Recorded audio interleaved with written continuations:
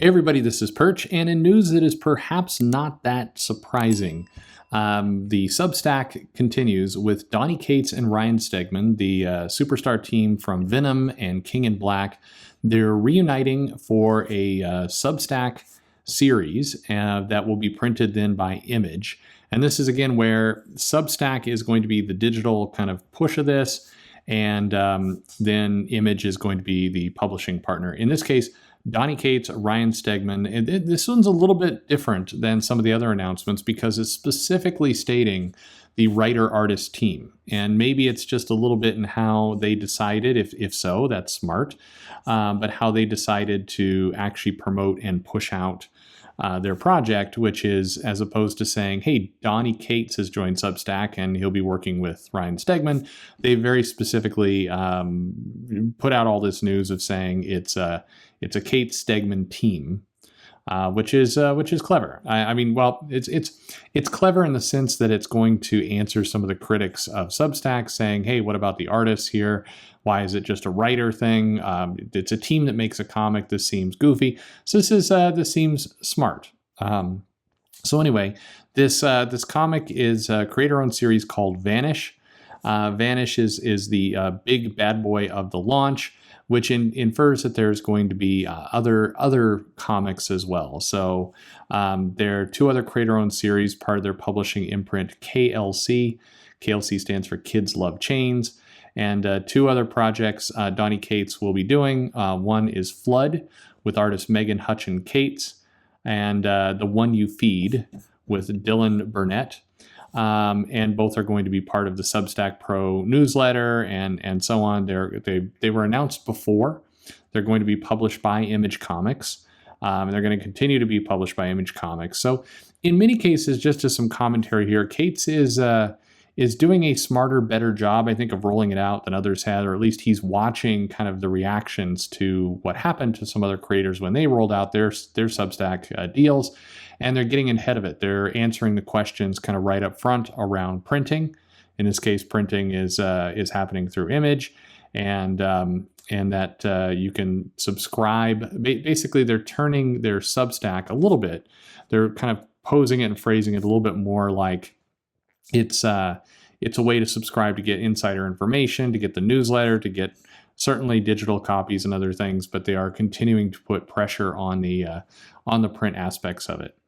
So Cates, what is this? Well, it's being billed Vanish, the Stegman Cates project, as a superhero story that they could never do for Marvel. So they want to play with tropes and destroying.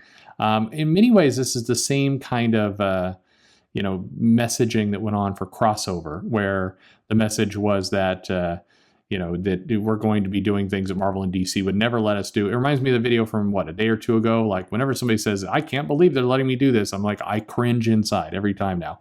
However, that said, Stegman's a good talent. Cates a good talent. They do clarify on by saying, we can never blow up the moon, level New York to dust, have someone bash someone's brains out with a brick, but we can do all that in Vanish. So if you've been looking for some moon explosions and New York getting destroyed, maybe you're thoroughly upset about Cuomo and you're just not over it yet, so you just want that entire city flattened. Hey, it sounds like Vanish will have what you need.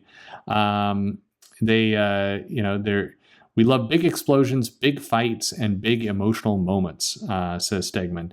The underpinnings of everything we do are the emotional moments. As an artist, I think I thrive on doing those sorts of things, and boy, does this book have that in spades. And Cates said that this is their emo bullshit, but so brutal you can almost classify it as screamo instead of emo. Oh, Jesus Christ. Okay. Anyway. Perfect. Okay. So as another aspect to this, John J. Hill, who's worked on many of their books as a letter designer project manager, he's been working with Cates for quite a long time, and this is all part of kind of how they allow him to come into the fold, to work with him on putting these books together and doing all the rest. So anyway, and then there's some more commentary about how the traditional model, I think this is very intelligent from Cates. He says the traditional model for creator-owned comics is in some way very disconnected from the creators themselves and wants to have a more of a direct connection with the readers.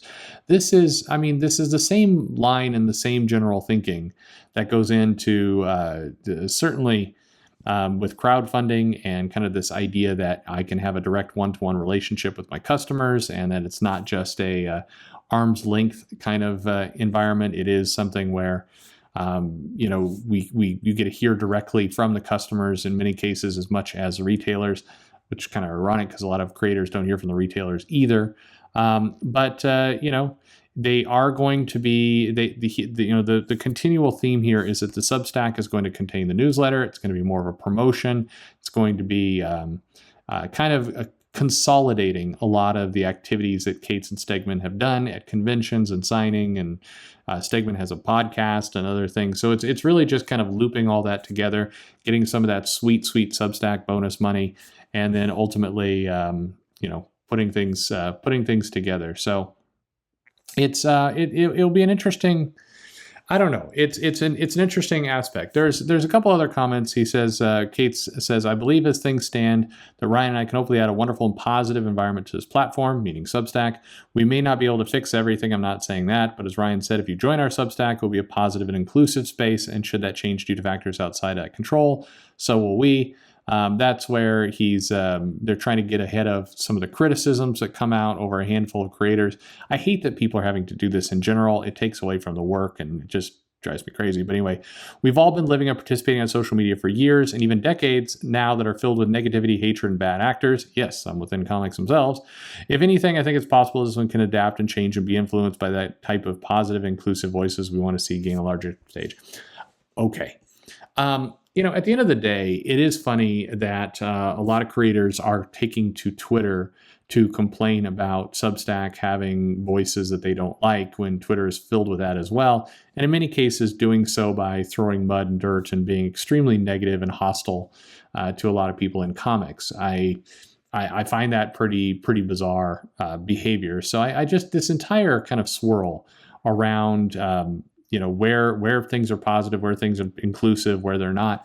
It all seems it's a distraction. I mean, bluntly, it's a bit of a sideshow. And at the end of the day, if the comics are good, if there's value, if people are going to be feeling like they are, getting their money's worth by subscribing to Cates and Stegman, then absolutely they will go there. And if the quality of the content isn't great, if the book doesn't ignite the imagination, then they won't. I think the real problem in general for all of this is that you're talking if you're just doing the math inside, if you got Zdarsky, if you got Hickman, if you got Scotty Young, if you have Tinian, you have Donny Cates. I mean, you got Scott Snyder, and there's more on the way. Nick Spencer's there. I mean, I just gave you 7 creators. You're getting close to, you're getting close to $50, $60 right there of just subscription money spend. And that's going to be really tough for people to justify. It is a higher price ticket than where things are at now, with the promise of kind of an ambiguous, you will get more. But what is the more? And for a lot of readers, if they're just wanting to get cool comics, do they want all this behind the scenes stuff? I think there's this kind of gold rush type mentality that a lot of fans really want behind the scenes with these creators, which I think is the exact wrong lesson to take over everything that's happened on Twitter over the last 5 years. I think at its core, people want great product.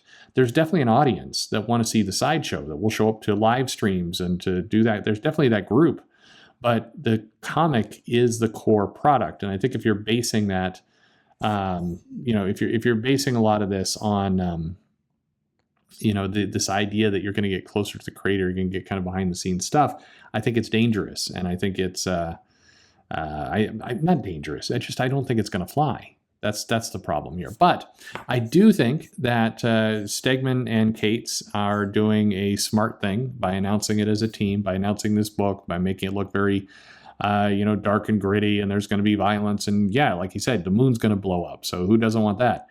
I think that that's probably they're going to be one of the most successful, certainly, in this venture because they're putting the comic material kind of first. Now, we'll see if that all gets jacked up in some later way. But for now, the big news, Donny Cates, pretty expected. Everyone expected this was going to happen. Ryan Stegman heading off to Substack, printing their comics through Image.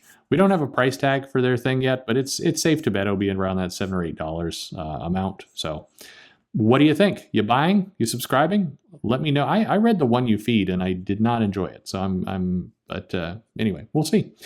Let me know your thoughts. Like and subscribe, of course. And thanks for listening.